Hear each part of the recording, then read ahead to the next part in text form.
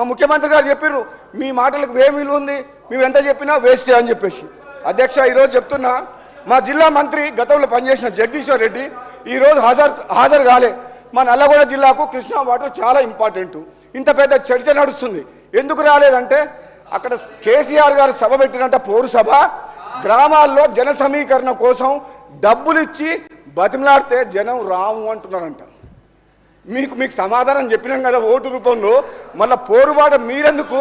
వాళ్ళకోసారి అవకాశం ఇచ్చినాం కాంగ్రెస్ పార్టీకి, వాళ్ళు మా ప్రజల కోసం కష్టపడతామంటున్నారు, మీకెందుకు సభ అని అడుగుతున్నారు. అధ్యక్ష, 2 నెలలైంది ప్రభుత్వం వచ్చి, 2 నెలలు 60 రోజులు ఈ ప్రభుత్వం మిమ్మల్ని మేము 10 ఏళ్ళు భరించినాం, మీరు 2 నెలలకే ఇట్లా చేస్తే ఎట్లా? అధ్యక్ష, నేను ఒక మాట చెప్తున్నా వినండి. మా ప్రాంతం వెనుకబడి ఉంది అధ్యక్ష.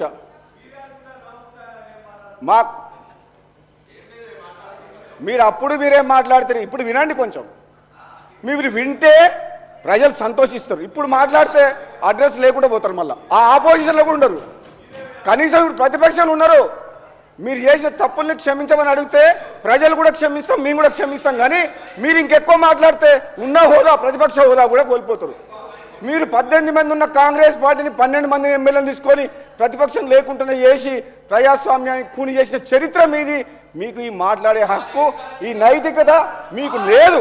మీరు ఇప్పుడు మాట్లాడుతున్నారు కానీ మేము వింటున్నాం. కానీ మేము అనుకుంటే చెప్తున్నా, మీలాగా మేము ప్రవర్తించగలుగుతాం, మీలాగా మేము చేయగలుగుతాం. అధ్యక్ష, మేము కూడా ప్రభుత్వం ఉంది, అధికారంలో ఉంది, వాళ్ళలాగా అవినీతి సొమ్ముతోటి సంపాదించిన సొమ్ముతోటి ప్రతిపక్షం లేకుండా చేయాలని, ప్రజాస్వామ్యాన్ని కూనీ చేయాలని, ప్రశ్నించే గొంతు లేకుండా చేయాలని మేము అనుకోవడం లేదు.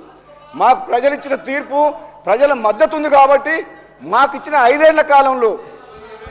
ఏళ్ల కాలంలో తప్పకుండా ఈ కాంగ్రెస్ పార్టీ ప్రజాపాలన, ప్రజాస్వామ్యాన్ని కాపాడే విధంగా వీళ్ళు పాటు చేసిన సిస్టమ్స్ని, వ్యవస్థని మళ్ళీ మేము నిర్మాణం చేస్తామని చెప్పి కూడా ఈ సందర్భంగా తెలియజేస్తున్నాం. మీలాగా బీజేపీకి భయపడు పొత్తులు ఇంటర్నల్ అండర్స్టాండింగ్ పెట్టుకుని ఆలోచన మా కాంగ్రెస్ పార్టీకి లేదు. ఇది ప్రజల పార్టీ, పేదల పార్టీ, పేదల్లో రాజ్యం వచ్చిందని చెప్పి తెలంగాణ ప్రజలందరూ కూడా ఈరోజు చాలా సంతోషంగా ఉన్నారు. మీరు ఒక్కరే అన్హ్యాపీ ఉన్నారు. వీళ్ళకి ఒక్కరికి అధికారం లేకపోయేసరికి నిద్ర పడతలేదు. అలవాటైన ప్రాణం ఏం చేస్తారు పాపం, ఏం చేస్తారు, బాగా డిస్టర్బ్ అయిపోతుంది. అదేవిధంగా అధ్యక్ష, నేను అధ్యక్ష చాలా సమయం అయింది, ఎక్కువ తీసుకోనని చెప్పి ఇప్పుడు మా శ్రీధర్ బాబు గారు చెప్పిన సమయం ఎక్కువైంది తీసుకోను. నేను మా సూచనలు ఏం చేస్తుంటే మా హరీష్ రావు గారికి, పాపం ఎంత కష్టపడుతున్నట్టే నేను మొన్న చెప్పిన, చాలా కష్టపడతారు, హార్డ్ వర్కర్, దాంట్లో డౌట్ లేదు. కానీ ఆయన మంత్రివర్గంలో ఉన్నప్పుడు ఇరిగేషన్ మినిస్టర్గా ఉన్న హార్డ్ వర్క్ ఎంత చేసినా నిర్ణయాలు వాళ్ళ మామ ముఖ్యమంత్రి తీసుకునేవాడు. పాపం ఆయనదేం తప్పు లేదు, హరీష్ రావు గారిది తప్పు లేదు. హరీష్ రావు మంచిగా వర్క్ చేస్తాడు, మరి నిర్ణయాలు కేసీఆర్ గారు తీసుకునేవాళ్ళు. దాంతో మొత్తం రాష్ట్రమే నాశనం అయిపోయింది. ఇప్పుడు కూడా అంటున్న హరీష్ రావు గారు, మీరు మీ మామ మాటలని, మీ బావమరిది మాటలని నడవకండి, మేము చెప్పినట్టు వినండి.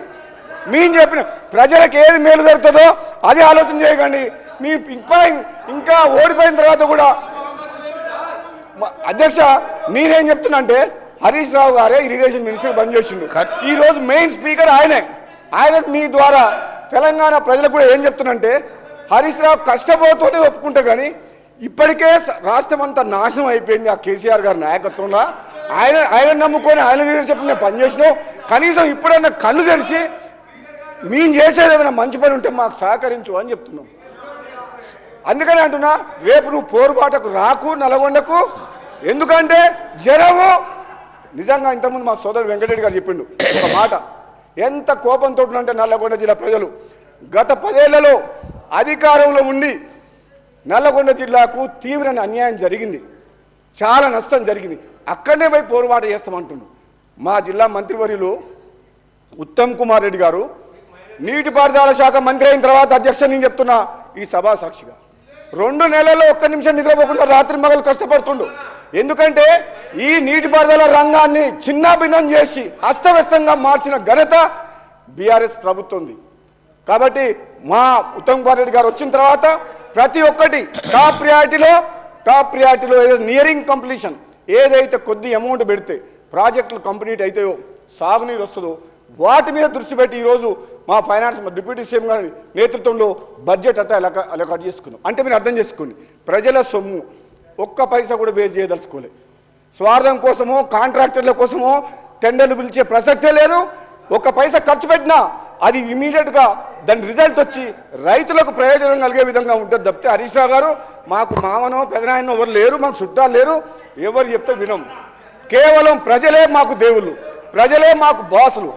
వాళ్ళ కోసమే ఈ కాంగ్రెస్ పార్టీ ప్రభుత్వం. మీరు చూస్తూ ఉండండి, ఓపిక పట్టండి.